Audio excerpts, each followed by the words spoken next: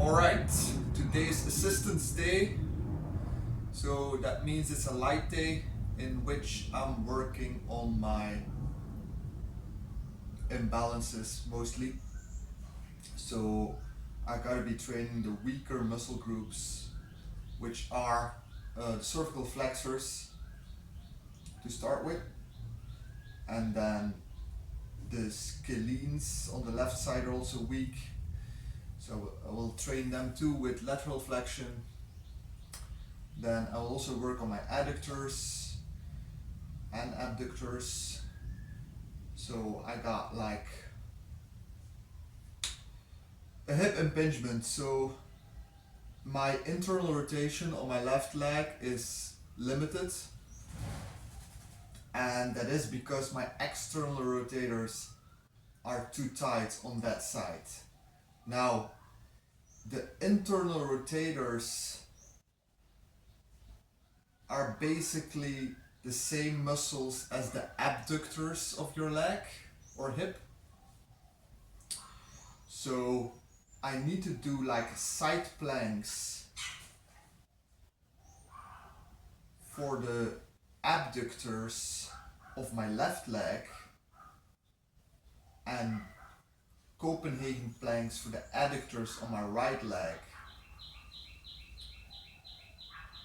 Of course I do both sides, but I start with the weak side of each leg. So I start with Copenhagen planks on the right side, then I do side plank on the left side, and then the same amount of time for Copenhagen planks on the left side and side planks on the right side. And then what's more, seated calf raises for my knee arthritis, because, well, seated calf raises actually mostly work your soleus, so that's the lower part of your calf, not really the gastrocnemius or the upper part of your calf, but the soleus is actually attached to your upper thigh, like in the knee or the posterior side of the knee.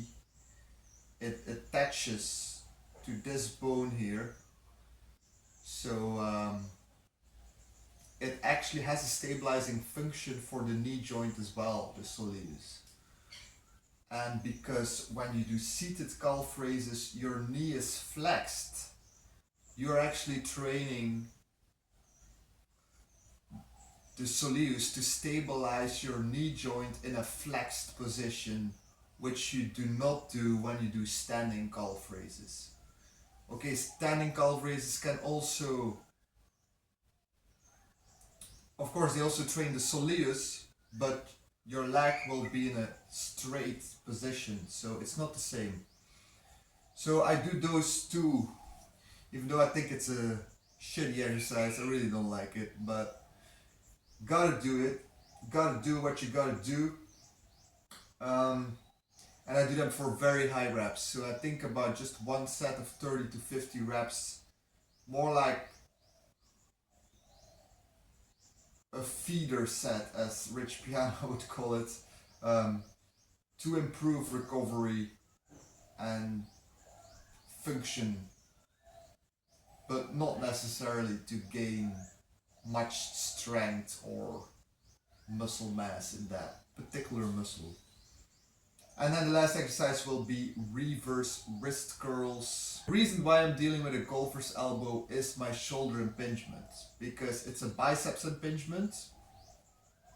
So the tendon of my biceps that runs across the shoulder joint is impinged, making my bicep on the right side a lot weaker, and therefore my forearm flexors have to compensate. So they are always too tight and causing that golfer's elbow.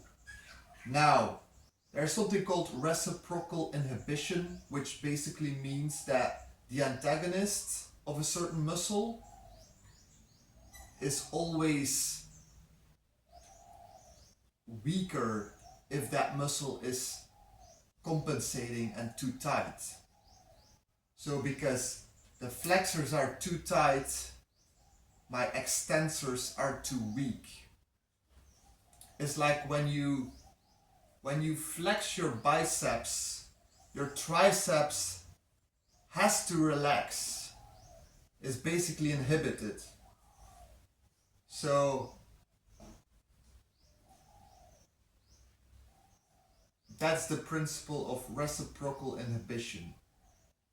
If one muscle is tight and contracted, the opposing muscle group has to relax, or is inhibited, or is weaker. Anyhow, let's get started.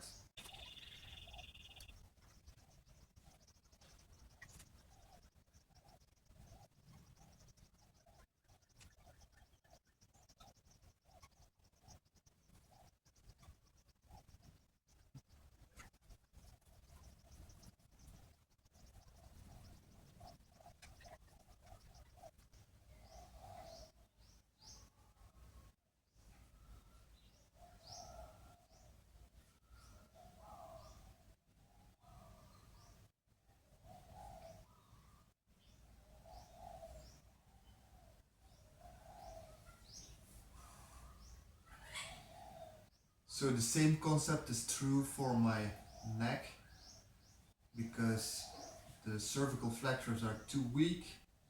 The back of my neck, the suboccipitals, and everything fancy in between is too tight. Very tender when I'm pressing it.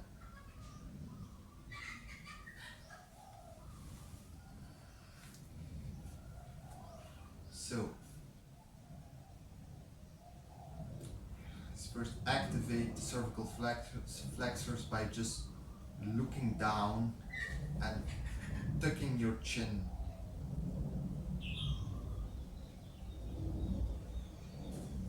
Six times 6 seconds. You actually gotta feel if the cervical flexors are still relaxed when you do this. They should be still relaxed, because now we're activating the deep cervical flexors, which means the superficial layers should stay relaxed.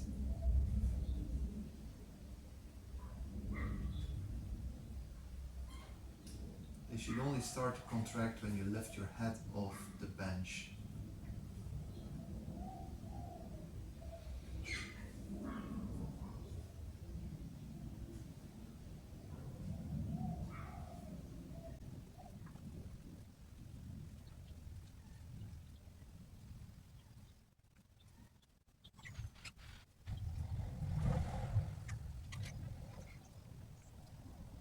Okay, I gotta stop now, because I start a headache coming up because there's too much antagonist compensation. We want to teach the body to flex the cervical flexors, and the cervical flexors only when I do neck flexion. The extensors should be relaxed at all times.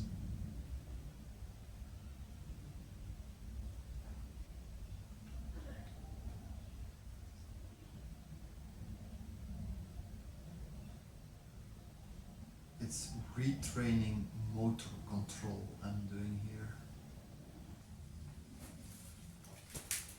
So let's do this side first.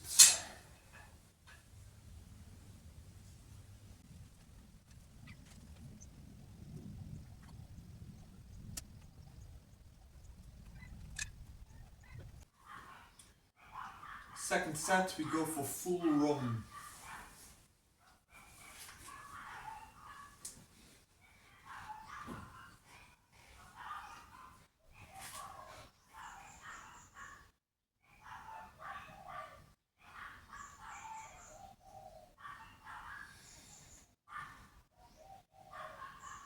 And really focus on tucking the chin first, and then flexing the neck. before flexing the neck, take attention.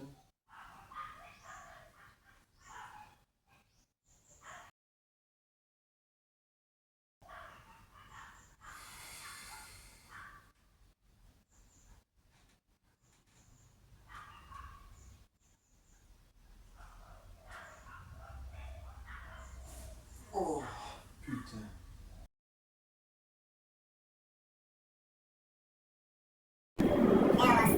Now let's warm up those abs, mainly the obliques and the legs a little bit and the arms a little bit with reverse wood chops. I think it's a great exercise because it forces your spine into rotation, which is something that we almost never do when we just lifting weights. Everything is all the time in the sagittal plane, you know. If you play sports, that's a different story.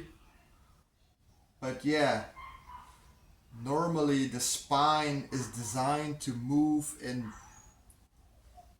every direction basically, but we are always working in that sagittal plane, compressing the spine with heavy loads and never taking the time to make it rotate or bend it laterally.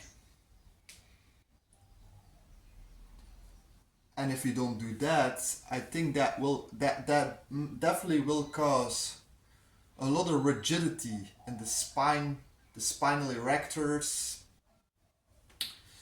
and in the muscles that cover the rib cage. I used to have a lot of rib tension. It's better now, and I do definitely think that it improved a lot because I started doing this exercise. Even though if it's just one set per side every cycle, it definitely does do something. So yeah, I do one set of 30 to 50 reps per side. Hope you can see that.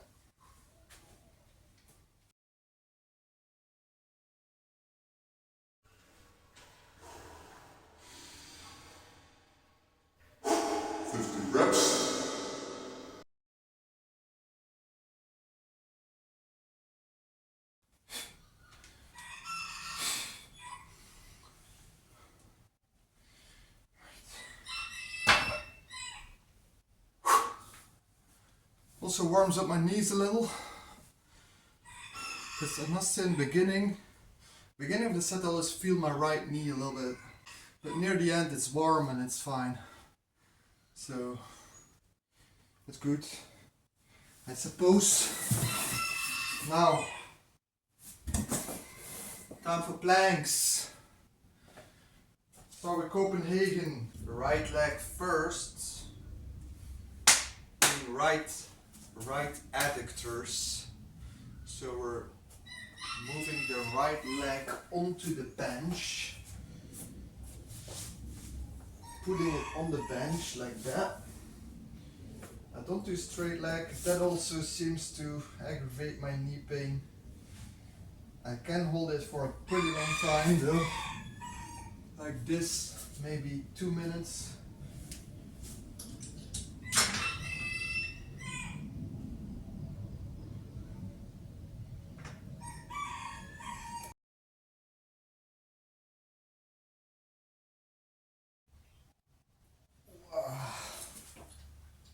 Yeah, 2 minutes.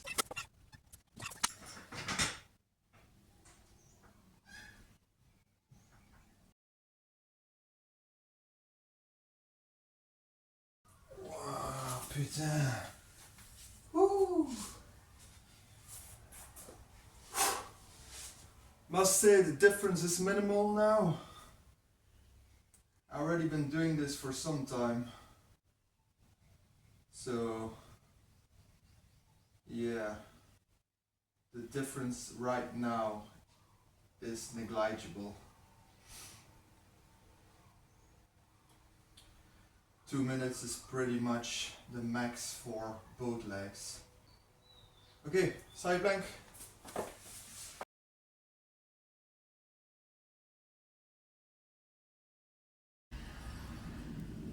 seated calf raise.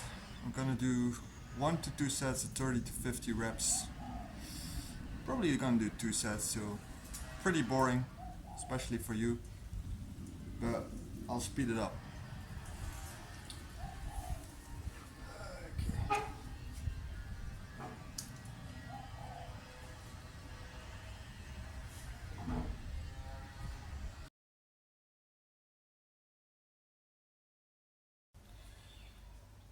So that was 45 reps for the first set. I could do more, but for some reason my hip flexor on the right side started tensing up, so just gonna try one more set, then reverse wrist curls and we're done.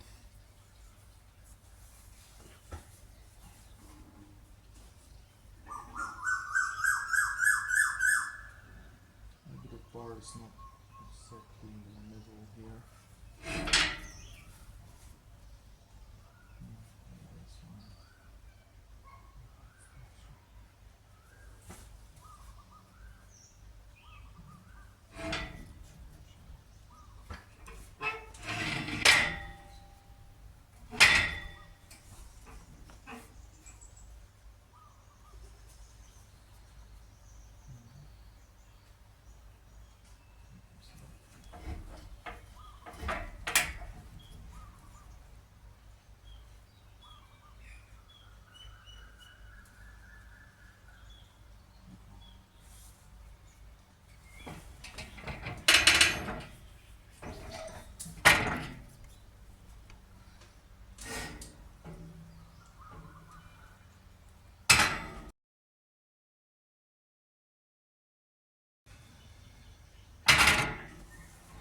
Third. Hip flexor fine this time. I even did 50 reps and I really could feel the target muscle. So we're good.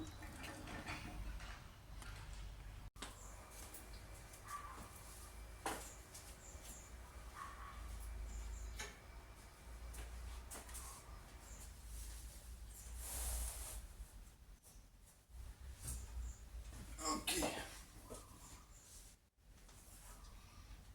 Right on first.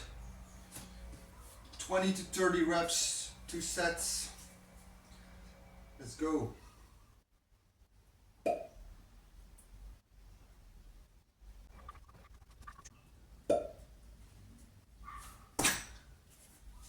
I should go heavier in weight.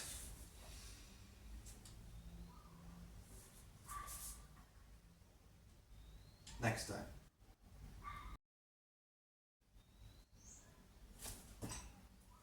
Okay. No extra rest needed, I think.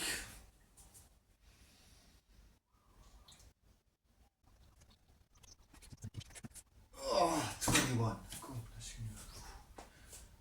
Woo. That was enough. 21.